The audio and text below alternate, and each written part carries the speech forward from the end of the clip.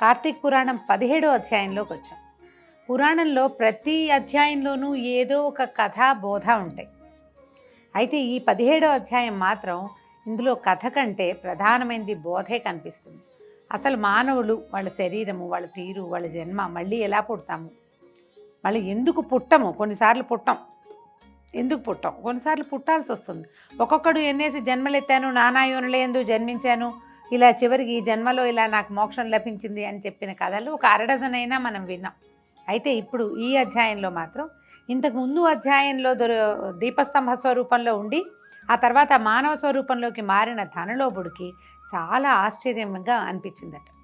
నేను ఎన్నో పచ్చిపాపాలు చేశాను, ఓ దానం, పూజ, పునస్కారం ఏమీ చేయలేదు, ఇలా స్తంభంగా మారి బతకవలసిన వాడిని నన్ను ఎట్లా మానవ జన్మ ఇచ్చారు, ఇది ఈ పరిణామక్రమం ఏ రకంగా జరుగుతుందని ఆయనకు ఆశ్చర్యంగా ఉందన్నమాట. నాకు అవన్నీ కనపడుతున్నాయి, నేనేమేం చేశాను, ఎలా చేశా, ఏ జీవితంలో నేను ఏ తప్పులు చేశాను.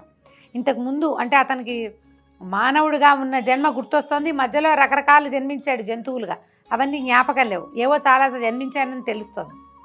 అలాంటి చేసిన వాడిని నేను ఇట్లా ఎలా అయ్యాను అన్న ప్రశ్నకి అక్కడ ఉన్న ఈ మహాముని చెప్తున్నాడు, మతంగ మహాముని ఇలా చెప్తున్నాడు సమాధానం. ఓ ధనలోభి, నీకు కలిగిన ఆశ్చర్యం నాకు అర్థమైంది. ఎలాంటి పుణ్యకర్మ చేయనటువంటి ఏ విధమైన ధర్మాన్ని ఆచరించినటువంటి నాకు ఈ చెట్టు జన్మ నుంచి విముక్తి ఎట్లా కలిగింది అని నీ ప్రగాఢమైన సందేహం. జన్మ అనేది చేసిన కర్మఫలము, కర్మ వలననే ఆత్మకు దేహం అనేది కలుగుతోంది. ఆత్మకి దేహం ఎలా వస్తుంది అంటే కేవలం కర్మ వల్లే వస్తుంది.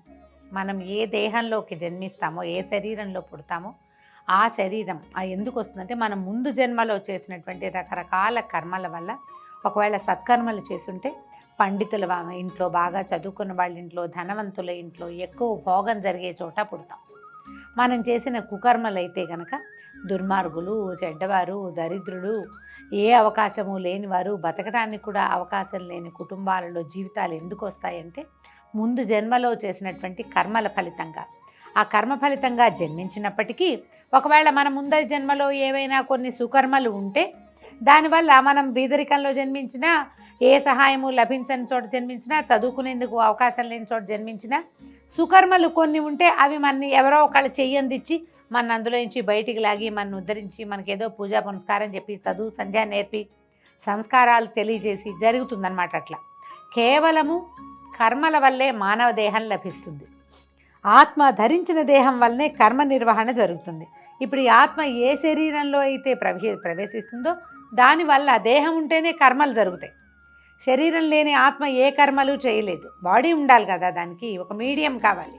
ఈ శరీరంతో మనం రకరకాల, మనం పుట్టిన ఇల్లు, మనం పుట్టిన ఊరు, మనం పెరిగిన వాతావరణము, మనం తెలుసుకున్నటువంటి చదువు, సంధ్యలు, సంస్కారాలు, వాటి వల్ల మన కర్మలు కొన్ని, తర్వాత మనం పూర్వజన్మలో చేసినటువంటి సుకర్మ కుకర్మల ఫలితాలు కొన్ని, ఇలా నడుస్తూ ఉంటాయి. అయితే కనుక శరీరమే కర్మకి కారణమవుతుంది. కానీ అహంకారంతో ఆత్మ ఈ శరీరమే అని వ్యవహరిస్తూ ఉంటాము. ఎప్పుడు నేనే అనుకుంటాం. నిజానికి నేను అనేది నేను కాదని, ఈ నేననేవాడు పడిపోయాక ఈ నేనుని నడిపించేవాడు ఎవడైతే లోపల ఉన్నాడో వాడు ఇంకో నేనుని వెతుక్కుంటూ వెళ్ళిపోతాడని మనం అనుకో. మనకు అర్థం కాదు అసలు.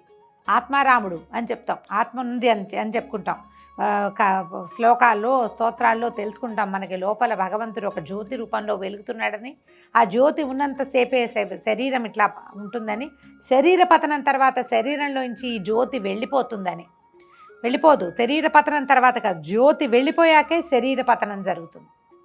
ఈ వెళ్ళిన జ్యోతి పరంజ్యోతిగా ఉంటుంది ఎప్పుడూ కూడా. పడిపోయేది శరీరమే. ఇన్ని రకాల క్రియలు చేసినటువంటి శరీరం పడిపోతుంది. ఈ శరీరానికి, ఈ కర్మలన్నిటికీ అవకాశం ఇచ్చినటువంటి ఆ లోపల ఉండవలసిన జీవుడు మాత్రం అలా నిత్యుడుగా తన దారిని తను తామరాకు మీద నీటి బొట్టులాగా సాక్షిభూతంగా ఉండి ఇంకొక శరీరాన్ని వెతుక్కుంటూ వెళ్ళిపోతాడు. మనం ఇప్పుడు చేసిన కర్మల ఫలితమే జీవుడు వెతుక్కునే శరీరం ఆధారపడి ఉంటుంది. మనం సుకర్మలు చేస్తే ఈ జీవుడు మంచి శరీరంలోకి వెళ్తాడు, లేదా అతనికి పుట్టవలసిన అవసరమే లేకుండా అవుతుంది. నేను వేరు, నాలోని వాడు వేరు అనే జ్ఞానం మనకి ఏనాడు తెలుస్తుందో అప్పుడు మనం చేసే కర్మల యొక్క వ్యవహారం మారిపోతుంది. ఈ నా కోసం చేసే పూజ, నా కోసం నేను మొక్కుకోవటం, నా కోసం నేను ఎక్కడికైనా వెళ్ళటం అనేది పోతుంది. నేననేవాడు ఉండకూడదని చేసే విధానం కొత్తది వస్తుంది ఒకటి. అప్పటి వరకు మనం డాంబికంగా ఉంటాం, ప్రపంచానికి చూపిస్తూ ఉంటాం. మనం చేసే పూజా పునస్కారం, ప్రార్థన, భజన సమస్తము ప్రపంచానికి చూపించేవే జరుగుతూ ఉంటాయి. ఈ నేను వేరు అనేది మనకి అర్థమైతే ఇక డంబం పోతుంది, డాంబికం తగ్గిపోతుంది, వదిలేస్తాం దాన్ని. వదిలేసిన తర్వాత ఏమవుతుంది, ఈ నేను ఉన్నవాడు, లోనివాడు, పైవాడు, బయటవాడు ఇద్దరూ సెపరేట్ అయిపోతారు. పైవాడు కేవలము లోకం కోసం ప్రవర్తిస్తాడు, అంతే. ఏం చేయాలో అది చేస్తాడు. లోపలి వాడి కోసం ఏం చేయాలో అది చేయటానికి ప్రవర్తించడం మొదలు పెడతాడు. తెలుసుకుంటామన్నమాట. ఆ తెలుసుకునే జ్ఞానం మనకి ఎప్పటికి వస్తుందంటే, ఎప్పుడో ఒక్కొక్కసారి ఎవరివైనా మరణాలు, ఎవరివైనా ప్రసూతి వ్యాధులు అలాంటప్పుడు మనం తెలుసుకుంటాం. ఇది చాలా బుద్భుతప్రాయం, ఇది చాలా క్షణాల్లో వెళ్ళిపోయే వ్యవహారం, ఇదంతా తేలిపోతుంది, ఏం లేదు, ఇక్కడ ఏమి లేదు, ఇది నీటి బుడగ లాంటిది జీవితం అని తెలుసుకుంటూ ఉంటాం. ఒకసారి కాదు, చాలాసార్లు వస్తుంది మనకు ఆ వేదాంతం. కానీ ఏంటంటే అది నిలబడదు. ఆ నిలబడడం కోసమే మనం పురాణాలు వింటాం, ప్రవచనాలు వింటాం. నేననేవాడు వేరేవాడు ఒకడు ఉన్నాడు అనే సంగతి మనకి అర్థం అవటానికే చాలా సమయం పడుతుంది. ఈ లోపల మనం ఎన్నో రకాల వ్యవహారాలు చేసేస్తాం. వాటిని మోసుకుంటూ మన లోపల ఉన్నవాడు మళ్ళీ పుట్టాల్సి వస్తుంది. ఆ మోత వాడికి ఇవ్వకూడదంటే ఈ ఇహంలో మన ప్రవర్తనలో మార్పు రావాలి. మనకు తెలియకుండానే ఈ కార్తీక పురాణంలో ఏం చెప్తారు, తెలియకుండానే ఎలుక తీసుకెళ్ళి ఓ ఒత్తిని తీసుకెళ్ళి ఇంకో చోట పెట్టింది, అది మానవుడైపోయింది. తెలియకుండా చేసినా కూడా అది కుదురుతుంది అని. అందరికీ అది సాధ్యపడదు. ఇవి కృతయుగం నాటి కథలు. ఇప్పుడు మనం తెలుసుకోవాలి, నిర్మమంగా ప్రవర్తించాలి. ఇదంతా నాదే, ఇదంతా నాకే అనుకోకూడదు. అసలు ఈ నేను అనేది ఒక క్షణమని ఇది వెళ్ళిపోవడానికి మనకు అర్థం కావాలన్నమాట. అది వివరంగా చెప్తున్నారు చూడండి. నేను నాది అనబడే జీవాత్మయే అహంకారం. ఈ అహంకారంతోనే సర్వస్వము అన్న భావన కలుగుతుంది. ఆత్మ పరమాత్మ స్వరూపం. పుట్టుక, మరణము, వృద్ధి పొందించటము, క్షీణించటము అనేవి శరీరానికి మాత్రమే ఉంటాయి. పుడతాము, పెరుగుతాము, మరణిస్తాము, క్షీణిస్తూ ఉంటాం, అంటే వీక్ అయిపోతాం, వృద్ధాప్యం వస్తుంది, తర్వాత మరణిస్తాం, అది శరీరానికి. కానీ ఆత్మకి ఉండవు.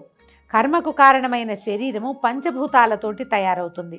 రంగు, రుచి, వాహన, వాసన, ఆహార విహారాలకు, సుఖదుఖాది అనుభవాలకు, ఆవేదనలకు గురి చేయబడుతుంది. శరీరమే, ఆత్మ కాదు గురి చేయబడేది. వివేకము, విజ్ఞానము, వ్యామోహాల కారణంగా పాపపుణ్యాలు సంప్రాప్తమవుతాయి. మనం వివేకంతో చేస్తాం, ఎవరికైనా సహాయం చేస్తాం, సహాయం చేసి మళ్ళీ సహాయాన్ని తీసుకున్నామనుకోండి, అది సహాయంగా ఉండదు, వ్యాపారంగా మారుతుంది. మనం ఎవరికైనా చేసిన సహాయం మనకి పుణ్యంగా మారి మన అకౌంట్లో చేరుతూ ఉంటుంది. పుణ్యబలం పెంచుకుంటాం. తెలియక పొరపాట్లు చేస్తాం, మన వల్ల వాళ్ళకి ఇబ్బంది కలుగుతుందని తెలిసినా ఇవాళ మన పని అయిపోతుంది కదా అని చేసేస్తాం. అసలు మనకు తెలియకుండానే మనం ఈ పని చేస్తే వాళ్ళకి ఏదో ఇబ్బంది వస్తుందని మనకు అర్థం కూడా కాదు.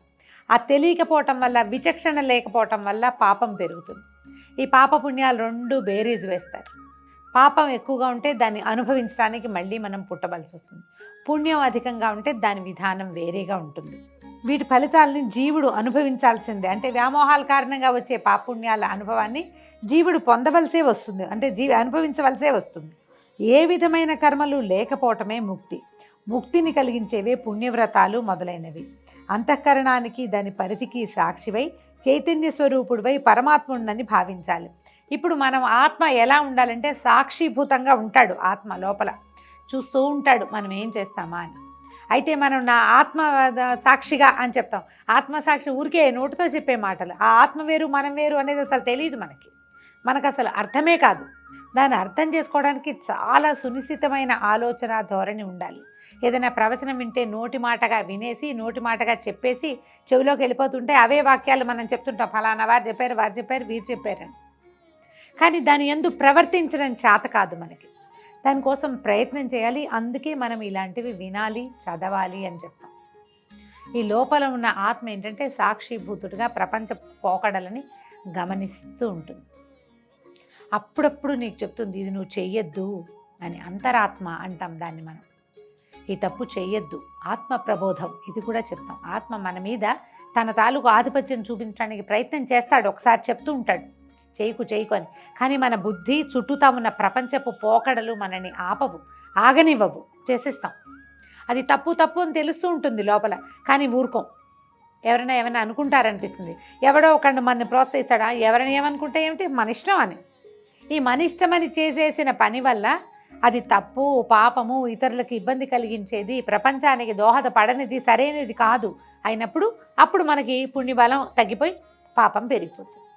ఈ సాక్షిభూతుడిగా ఉన్న లోపల ఉన్న ఆత్మ ఏం చేస్తుంది? దాన్ని భరించాల్సి వస్తుంది మనం చేసే కర్మలని. కేవలము సాక్షిగానే ఉంటాడు. అందుకని ఎప్పుడు కూడా నిన్ను నువ్వు విను అని చెప్తారు. ఇతరులని వినద్దు. ప్రపంచం ఏం చెప్తుందో కాదు, నువ్వేం చెప్తున్నావు, నీకు నువ్వేం చెప్పుకుంటున్నావు. చెయ్యకూడదు అని అనిపించిన పని ఇక ఎవరు చెప్పినా చెయ్యొద్దు. ఆ చెయ్యకూడదు అనేది పరిస్థితుల్ని బేరీజు వేసుకుని ఇక చేయకూడదు అంటుందా నీ బుద్ధి, లేకపోతే ఇది మంచిది కాదు అని చెప్తుందా? దాన్ని వినాలి.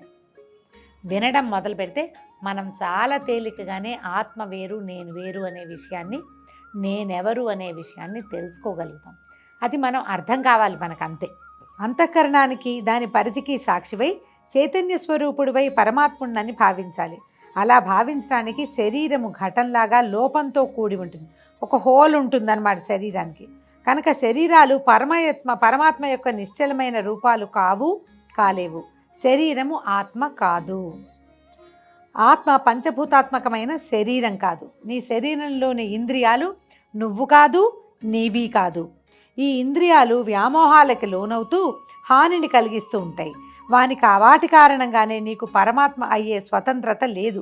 బుద్ధిని దిక్కుగా ప్రయాణింపజేసే ప్రత్యేగాత్మ అని నిర్ధారణ చేసుకో. యావత్తు సన్నిధానం కారణంగా దేహేంద్రియాలు, జడత్వము, ప్రాణం ఉన్నా పుట్టుకలేని ఆత్మ అని అనిపిస్తుందో ఆ పరమాత్మ నువ్వు అనేది నిశ్చయించుకోవాలి. సరిగ్గా ఆలోచించాలన్నమాట. ఇదేది, ఈ చెయ్యి నేనా కాదు, ఈ కాలు నేనా కాదు, ఈ శరీరమే నేనా?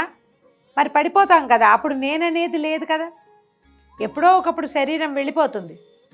ఈ నేనుండి మనం మరణించిన తర్వాత తీసుకెళ్ళి తగలేస్తారు లేదా పాతేస్తారు. అదే కదా జరిగేది. నేను చేశారా? దేన్ని చేశారు? శరీరం పడిపోయింది. నిన్నటి దాకా నడిచింది ఇవాళ ఎలా పడిపోయింది? అందులో నుంచి ఎవరు బయటికి వెళ్ళిపోవటం వల్ల ఇది పడిపోయింది. ఆ ఎవరో బయటికి వెళ్ళారు, అదా నేను, ఇదా నేను, శరీరమా వెళ్ళిపోయిన వాడా? ఈ ఆలోచన ఖచ్చితంగా ప్రతివాడికి ఉండవలసిందే. జాగ్రత్త, స్వప్న, సుషుప్తి అవస్థలందు పదార్థాలన్నీ కలిసిపోయినప్పుడు వికారములు లేనివాడే సాక్షిభూతుడై చూస్తున్నది ఎవడో వాడే నువ్వని భావించు. దీపం వేరు, వెలుగు వేరు అని అనిపించినట్టుగానే శరీరం వేరు, శరీరంలో ప్రకాశించే ఆత్మ వేరు అని తెలుసుకో. ఆత్మస్వరూపుడైన పరమాత్మను ధ్యానించు. సత్యాసత్యములందు, ప్రియాప్రియములందు ఇష్టుడైన సర్వసాక్షియే నిత్యమని నిశ్చయించుకో. ఇంద్రియాలు, మనసు, ప్రాణము, అహంకారము, దేహము వీటన్నిటికంటే అతీతంగా 6 విధాలైన వికారాలు లేకుండా ఉండేవాడే పరమాత్మ. అజ్ఞానాంధకారం లేనిది, చెరగనిది, చెదరనిది, నిర్మలమైనది, సుఖజ్ఞానం కలిగినది ఆత్మస్వరూపం. సుఖానికి, ఆనందానికి అతీతమైనది, పరిపూర్ణమైనది, శాశ్వతమైనదైన స్వరూపమే పరమాత్మ. సర్వజ్ఞత, సర్వేశ్వరత్వము, సర్వశక్తిత్వము వేదాలలో ఎవరికి ఉన్నాయని, ఎవరికి సంబంధించినవని చెప్పబడ్డాయో అటువంటి పరమాత్మని అనుసరించి చేసే ఏ వస్తుజ్ఞానం వలన పరిపూర్ణమైన జ్ఞానం కలుగుతుందని వేదాలు బోధిస్తాయో అదే పరబ్రహ్మమని, కర్మఫలదాయకమని, జీవులన్నిటికీ కారకమని సమస్త వేదరాశి ఉద్ఘోషిస్తోంది. చాలా పెద్ద విషయం అండి. ఇప్పుడు మనం ఉన్నాం, మన కన్ను, ముక్కు, చెవి ఇలా కావాలని మనం చేసుకోలేదు. మనకు అసలు తెలీదు. పోని తల్లి, మనకి పురుడు పోసిన తల్లి, మనకి ప్రాణం పోసిన తల్లి తండ్రికి కూడా మన ముక్కు, మన కన్ను, మన చెవి ఇలా ఉండాలని, ఇన్ని నరాలు ఉండాలని, ఇన్ని నాడులు ఉండాలి, ఇన్ని ఎముకలు ఉండాలి, మా పిల్లవాడికి 2000 ఎక్స్ట్రా ఉండాలి, అలాంటివి ఎవరైనా ఊహిస్తారా? తెలీదు. మనకి తెలియకుండానే అసలు జీవం ఎలా పోసుకుందో, జీవం ఎలా తయారైందో ఆ జీవితానికి కారణమైన అమ్మా నాన్నలకి కూడా తెలియదు. దానికి కారణం ఎవరు చేశారు దీన్ని? ఓ కన్ను, కంటికి కుడి కన్ను ఒక రకం, ఎడం కన్ను ఒక రకం. ముక్కుకి 2 రంధ్రాలు ఉండాలి, ఒక దాంట్లోంచి గాలి వెళ్ళాలి, రెండో దాంట్లోంచి గాలి రావాలి. 2 చెవులలోనూ శూన్యం ఉండాలి, శూన్యం ఉంటేనే శబ్దం వినపడుతుంది. నోట్లో నాలుక ఉండాలి, చుట్టూతా పళ్ళు ఉండాలి. అన్ని పళ్ళున్నా అవి టకటకా ప్రతి వస్తువుని నవిలేసేవైనా లోపల మెత్తగా ఉండే నాలికని అవి నమలకూడదు. ఈ నాలిక, ఈ పళ్ళు ఒక మెత్తటి పదార్థము, ఓ 32 గట్టి పదార్థాల మధ్యలోంచి సుమధురమైన కంఠస్వరం బయటికి రావాలి. ఈ నాలిక, ఈ పళ్ళు తగిలితే ఈ అక్షరాలు రావాలి.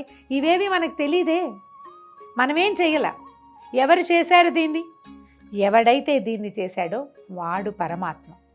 ఆ పరమాత్మలోంచి బయటికి వచ్చినటువంటి కొన్ని లక్షల కోట్ల స్వరూపాలే ఈ భూమి మీద నివసించేటువంటి సమస్తమైన జీవరాశులు. ఆయన యొక్క ఆజ్ఞతోటి ఇవన్నీ నడుస్తూ ఉంటాయి. ఇందులో ఎవ్వడూ స్వతంత్రుడు కాదు. వీడు పుట్టడానికి స్వతంత్రం ఎలా లేదో చావడానికి కూడా స్వతంత్రం అలాగే లేదు. ఈ చావు పుట్టుకల మధ్య ఉండే నాటకాన్ని నడిపిస్తూ అది మనమే నడిచేస్తున్నామని, మన వల్లే ఇదంతా నడుస్తోందని భ్రమిస్తూ భావిస్తూ ఉంటాం. కేవలము భ్రమే ఈ భావన అంతా కూడా. పరబ్రహ్మని తెలుసుకునే ప్రయత్నం చేయాలి. నువ్వు జీవితం అంతా ఎన్నో రకాల జీవితాలు గడిపి కొన్ని తప్పులు చేసి దానివల్ల ఈ చెట్టు జన్మని పొందావు.